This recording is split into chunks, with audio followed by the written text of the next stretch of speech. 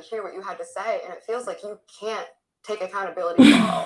From where I'm sitting, like hearing you speak, it sounds like you have no idea what. Seriously, Gabbie? Seriously? It's like she should say that to a mirror. Right. Go in your mirror where you sing and dance and all that and say those exact words to yourself. Like, it seems to me, Gabbie, you can't take accountability. When Daniel Prada came out with that 1 hour video, I spent maybe 6 hours like just jotting down. I feel like every single thing. Like I kept pausing, play, jotting down till this day. By the way, that video is still like people still watch it. And till it's good. It was like, I was with Gabbie. Guys, I didn't know who Gabbie Hanna was 8 months ago. I was with her. I wasn't monetized yet, so I had to put out a community post, not a community post, video stating, hey guys, I'm going to be looking over Gabbie Hanna's video. I'm going to be covering her series, etc. Right? I was actually with Gabbie Hanna. If anyone ever watches it, I was with Gabbie Hanna from the very beginning, and I just, kept going along, kept like, guys, even when she did she was apologized for racism. I think that was like chapter 4 of her thing. I was down for it. Yeah. But then even when she came out with her video about how escape the nightmare, I was, I was down for that too.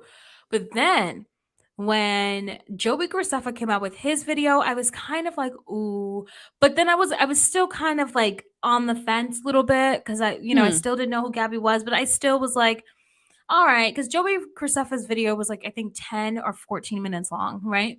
And then, like, I kid you not, I don't know if it was the next day or the day after, but then Daniel Prada came out with literally an hour video and debunked every single thing she said, showed fucking receipts for everything. And I was like, Gabbie Hanna, who? Like, what? Like, I was like, how could she even... saw like some of the things. It's like, how could you leave this out of your story? And like you have to no, there's no way you're that delusional to think like, oh, I just forgot to.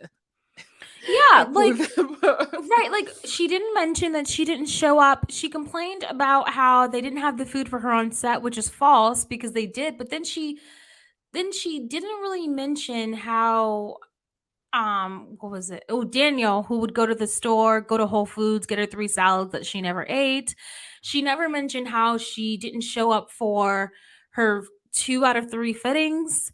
She never mentioned how she didn't even fill out her paperwork in time, so that way they didn't even know what foods to get her because she didn't even fill that out on time. And there was a discrepancy in when she showed like the jewelry, how she was getting hives and stuff, but then Daniel Prada was like, no, this was like sterling silver or some shit like that. But either way, like he had the receipts for all the text messages, etc. And it just was like, oh, wow, Gabbie lied. Because Gabbie tried to cover all that by saying, guys, I did say I was a bitch. And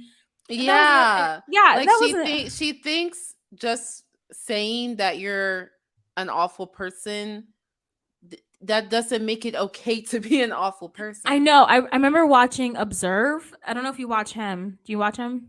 Maybe. He's like a body language channel. So I was watching Observe, and he did one on her during that time, and he was like, Gabbie Hanna, just because you tell people, hey, I'm gonna be a bitch, that doesn't mean that it's okay for you to actually be a bitch. Like, I remember he was like, that doesn't...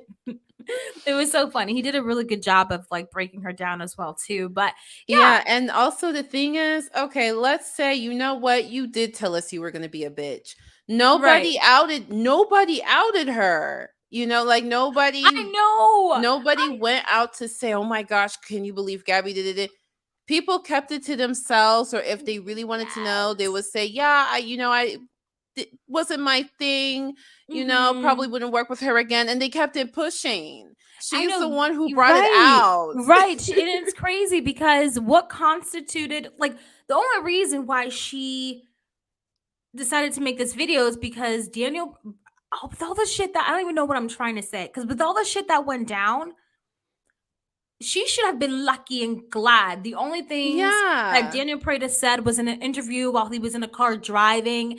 And I don't even like, and then he also went on Trisha Paytas' podcast, the one before Frenemies, Talk with Trish, whatever the heck it is. But he went on there too, and he didn't really say much, but said, yes, there was like a problematic, person on set, etc.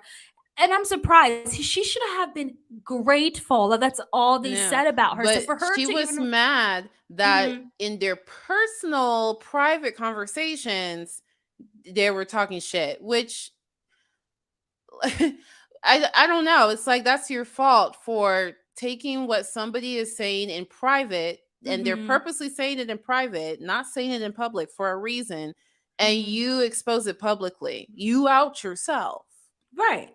Like she's oh, a And who hypocrite. wouldn't talk shit? I don't know. If I was on that set, I would be like, "Oh my god, girl, this is what happened today." Like who wouldn't?